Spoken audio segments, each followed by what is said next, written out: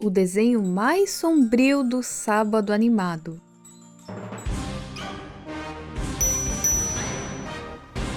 Fala, meus queridos, tudo bom com vocês? Aqui eu vim com mais um vídeo, mas dessa vez um vídeo assim diferenciado, né? Não falando apenas a Lost Medias, a desenhos e séries da TV Cultura ou da TV Cultura em si. Eu fiz uma votação com vocês lá na aba comunidade e 99% das pessoas disseram que sim, que queriam aí vídeos relacionados também a outras emissoras, a desenhos que foram exibidos em outras emissoras. Então aqui estou eu com um vídeo diferenciado, né? E outro recadinho rápido que eu queria deixar pra vocês é que a parte 3 do Matinê Cultura já tá em andamento também, tá? Eu não me esqueci, mas eu quis lançar esse vídeo aqui agora, tudo bem? Então vamos lá para o vídeo.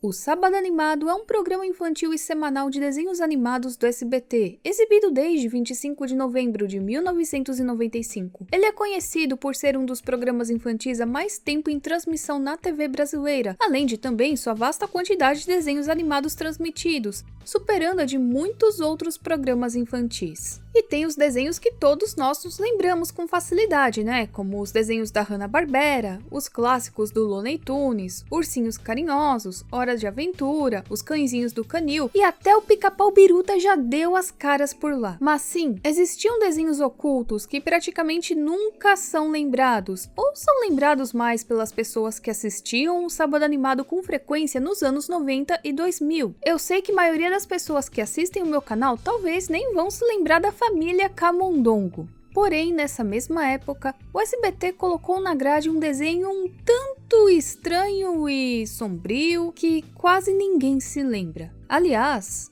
o negócio era tão estranho que o SBT nem ao menos mencionou ele em sua propaganda, no qual apresentam todos os desenhos. Aqui eu não posso colocar inteiro, mas eu vou deixar o link para vocês, beleza? Era uma Vez é uma série animada francesa de 1995, criada por Valérie Lasseron, escrita por Jean-Luc Fromental e dirigida por Francis Nielsen. Os episódios são adaptações ou reinterpretações produzidas por vários cartunistas de contos de Hans Christian Andersen, Charles Perrault, os irmãos Grimm ou até mesmo do folclore local. Só que esse desenho praticamente caiu no esquecimento, até que um usuário do YouTube lá em meados de 2014 criou um vídeo chamado de Quem sabe? Desenho sombrio e secreto do SBT, encontrado. Sim, realmente os episódios foram encontrados e fizeram o upload dos episódios no YouTube, mas a dublagem desse desenho está inteiramente perdida. E no vídeo ele diz que existia um desenho que passou no Sábado Animado no final da década de 90 e ele fazia releitura dos contos de fada de uma forma bem sombria, ali dá os exemplos e tudo mais, e todos tinham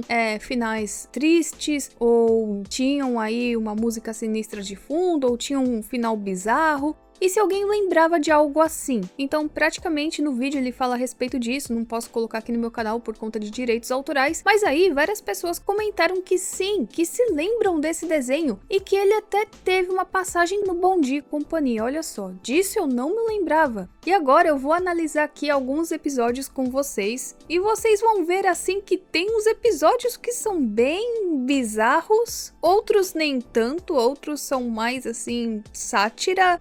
Alguns são meio de boa, então vamos lá. O primeiro episódio que eu vou analisar é o do Barba Azul. Aliás, eu achei esse episódio até meio pesadão para um desenho infantil, mas vamos continuar. Que já tem esses traços aqui que são bem medonhos aí para uma criança assistir no sábado de manhã, convenhamos. É que esse desenho tinha uma coisa que cada episódio era produzido por um cartunista diferente, né? Então, esse episódio do Barba Azul era feito por um cartunista que tinha esses traços. E a história começa com um mercador que tinha uma péssima reputação. Ele foi casado 6 vezes e viúvo 6 vezes de uma forma bem obscura. Ele visita uma casa onde a mãe tem 2 filhas e ele se interessa por uma delas. A mãe logo avisa que o casamento pode ser obscuro, mas a filha escolhida não se importa muito e vai se casar logo para ter uma vida com mais luxo. Ele entrega a ela um molho de chaves e diz que há uma das chaves que ela jamais poderia usar, que é a chave que abre a porta do escritório dele, mas ela não dá muita bola e na curiosidade abre a porta para ver o que tem dentro. E ao entrar, ela se depara com um palco que se abre. E lá tem os corpos das ex-esposas do Barba Azul pendurados em frente a um espelho que a reflete. Ou seja, ela seria a próxima a ter esse destino cruel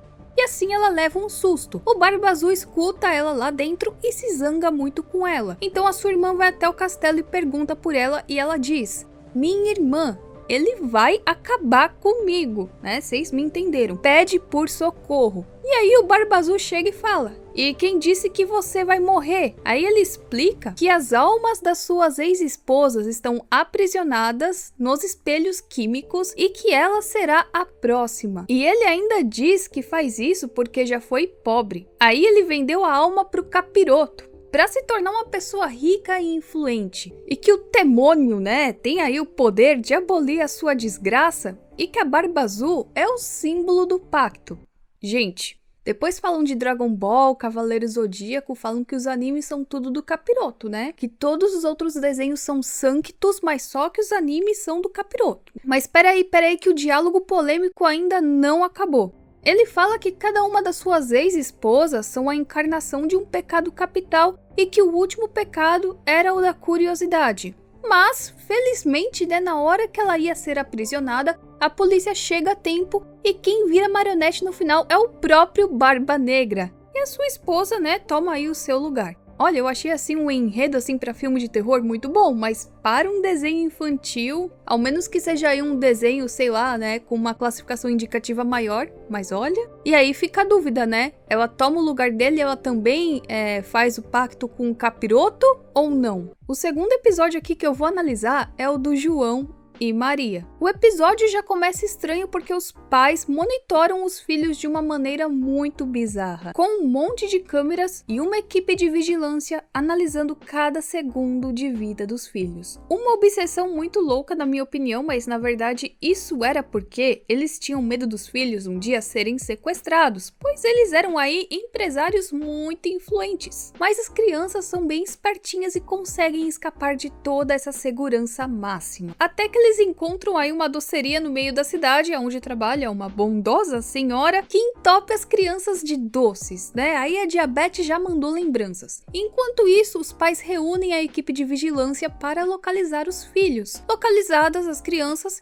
eles então vão até a doceria e perguntam por João e Maria. E ela fala na maior naturalidade que comeu as crianças, mas na verdade ela só escondeu os dois. Mas aí, gente, vem o plot twist dessa história, que alguns podem achar bizarro, outros podem achar engraçado. Eu não sei, porque acontece o seguinte: o João e a Maria perguntam se eles vão ser realmente comidos pela senhora. Ela diz que não. E aí o João pergunta se ela só come apenas crianças. E ela responde que nunca comeu outra coisa. Ai meu Deus, aí agora vem a quinta série. Aí o João tem uma ideia e, bem, no final eles servem um dos chefes da empresa e a própria mãe para ela. Gente, mataram a mãe pra bruxa comer.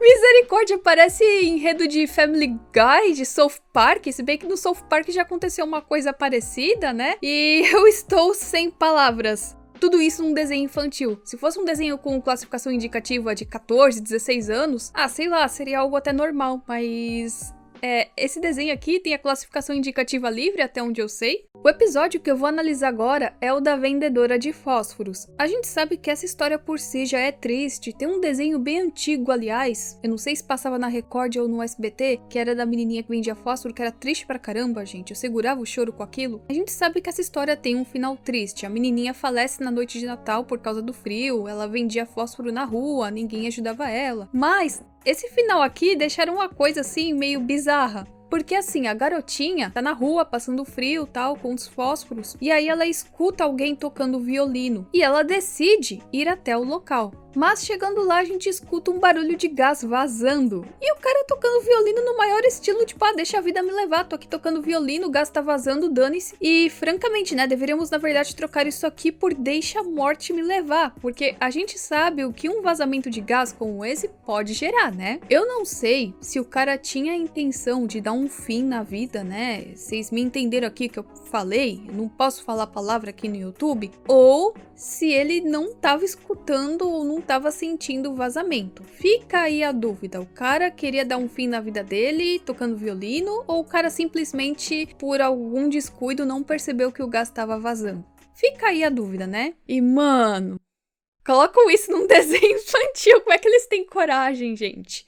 Mas Olha, fica aí a lição para quem é mais novo e assiste o meu canal. Em caso de vazamento de gás, nunca acenda um fósforo, senão...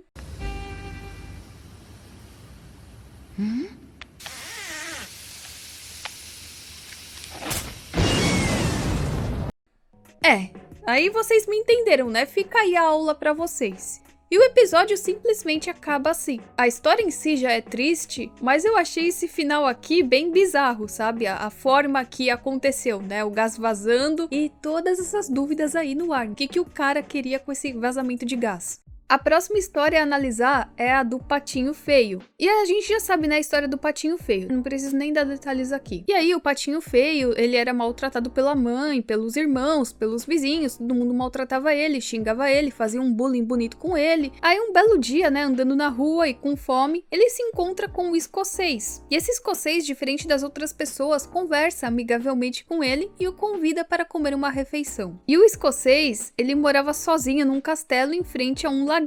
E aí o Patinho Feio explica a situação dele pro escocês, e o escocês fala que a história dele lembra muito a história do Patinho Feio. Então ele manda ele pular e nadar no laguinho em frente à casa dele, para então se tornar um belo cisne branco. Porque é assim que acaba a história, né? O Patinho Feio se transforma aí num cisne bonito. Aí ele vai, pula no lago, mas ao invés dele se tornar um lindo cisne branco, ele começou a crescer, ficar gigantesco e cada vez mais monstruoso. E o mais engraçado nesse episódio é que o dito cujo lago se chama Ness. Então, na verdade, nesse episódio faz também uma sátira com o monstro do lago Ness. Vocês já entenderam aí a sacada, né? Quando ele ficou gigantesco, ele resolve conquistar a Escócia com o seu mais novo amigo. Então ele sai por aí causando caos, e aí foi dito que o homem que derrotasse ou controlasse o monstro do lago Ness seria rei. E aí é claro, né, que eles têm aí uma ideia de gênio, porque o patinho monstro do lago Ness feio, ele fingiu ser controlado pelo amigo escocês e o amigo dele acaba se tornando o último rei da Escócia. É um episódio bizarro?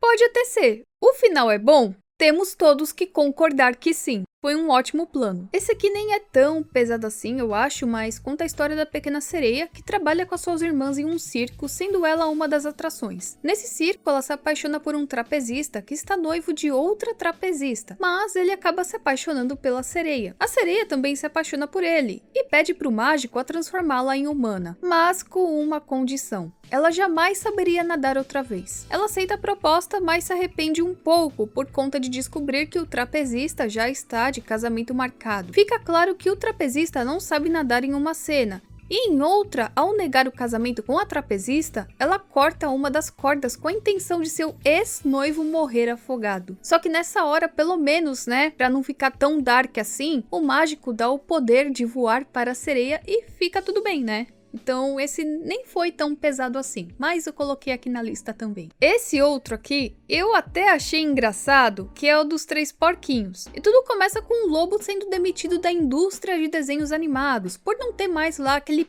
pique de lobo mal de antes. E assim ele acaba virando mendigo, né? Só que um belo dia, ele se depara com uma casa à venda aberta, toda imobiliada, com comida na geladeira e tudo mais. E simplesmente pega a casa pra ele sem comprar, sem alugar, sem fazer nada burocrático, né? Essa casa é da imobiliária dos 3 porquinhos, que se irritam, lógico, com o fato do lobo mau ter tomado a casa para ele sem contrato, sem nada. Daí os 3 porquinhos usam uma máquina para soprar forte e derrubar a casa, e funciona. O lobo fica sem a casa, mas os 3 porquinhos vão parar no tribunal por terem colocado a vida do lobo em risco, por terem expulsado ele dessa forma e tudo mais. O resultado é que a casa é construída novamente e os 3 porquinhos, full pistolas, com as pistolas na mão, entram na residência armados esperando pelo lobo para dar um fim nele. Mas o lobo dá uma desperta e consegue outra vez tomar a casa para ele. E mais uma vez os 3 porquinhos destroem a casa usando cupins. No lugar da casa, então, é construído um castelo. O lobo toma o castelo. Os 3 porquinhos então metem o louco e bombardeiam o castelo com o lobo dentro. Ah não, gente, isso aqui eu achei engraçado. O nível que chegaram. Daí no lugar do castelo é construído um tipo de bunker bem resistente e o lobo toma o bunker. Mas, esperto que o lobo é, ele assusta os 3 porquinhos e tranca eles lá no bunker. E aí ele chama uma matilha de lobos para destruir o bunker e acabar com os porquinhos para assim tomar posse do resto das casas da imobiliária. Eu não sei o que dizer desse episódio, mas eu achei ele bem engraçado. E aqui eu vou acabando a análise de episódios. Eu só quis mesmo assim apresentar pra vocês esse desenho, porque além de ser um desenho oculto do SBT, né, que praticamente ninguém se lembra, é um desenho aí que ele conta com a sua dublagem totalmente perdida. Nós encontramos no áudio original em francês, tem alguns episódios legendados e outros não, por isso que foi bem difícil pra mim assim fazer esse vídeo. E se você se lembra de alguma coisa relacionada a esse desenho, comenta aqui embaixo, vai ser muito bacana. Vocês me ajudam muito aqui compartilhando, curtindo, comentando, se inscrevendo, e essa é a melhor forma que vocês podem me ajudar e ajudar esse projeto aqui a crescer mais ainda. E eu fico muito grata de toda a ajuda que eu tenho recebido. Então é isso, eu vou ficando por aqui, até a próxima e tchau, tchau!